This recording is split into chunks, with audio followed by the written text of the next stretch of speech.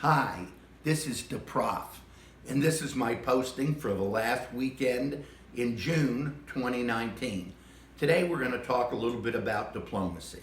No, don't go running away and thinking you'll be bored for the next 4 minutes, because you won't, because we are going to work in Donald Trump's diplomacy, maybe a little bit of Teddy Roosevelt, Jimmy Carter, but let's start by defining the fact that at least two major types of doing business in diplomacy exist.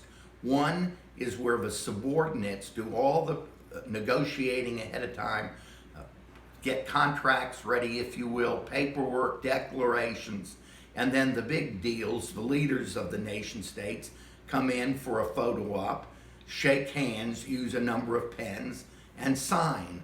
And the work is done ahead of time, and as Nancy Pelosi once famously said, we'll find out what's in it later. The other is a more one-on-one type of diplomacy, and if you will, flying by the seat of your pants and going by instinct. Donald Trump did this in Asia over the weekend, and we'll discuss that in a moment. But let me point out to you, he is not the only one that has done that. Jimmy Carter at Camp David is a great example of going one-on-one from cabin to cabin and talking to Begin and Sadat to get a deal. And Teddy Roosevelt himself did a whole lot of bringing people in, shaking hands. And the Treaty of Portsmouth is a combination of the work of the underlying subordinates, but also TR spending a lot of time personally. So let's talk about Trump's visit to Asia. He had sidebars one-on-one with Putin. A lot of the reporters screamed questions at him. Have you told Mr. Putin to stay out of the 2020 elections? And Trump, sitting there right next to Vladimir, said, Vladimir, stay out of the 2020 elections. And then a lot of the American press and the international folks thought he was being very, very flippant, wasn't taking it seriously.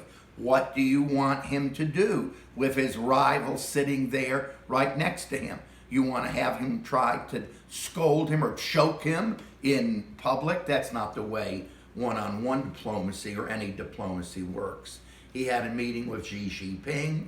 It sounds to me like the stock market will be up the next week because there is a big pause on the horizon with tariffs. The Chinese are going to send orders for soybeans to American farmers who are hurt by Trump's tariffs. No new tariffs will be added. So each side gets a little something, and then he went, the president, to North Korea and stepped over the DMZ with Kim Jong-un. Donald Trump is the first sitting president to ever go into North Korea, even though it was symbolic only. I think that was a very, very historic move and shows that there's room for more diplomacy between North Korea and the United States. My point is that there are various ways to conduct diplomacy. There's nothing wrong with one-on-one diplomacy, and it seems like our president did a fairly decent job with Putin, Xi Jinping, Kim Jong-un at the summit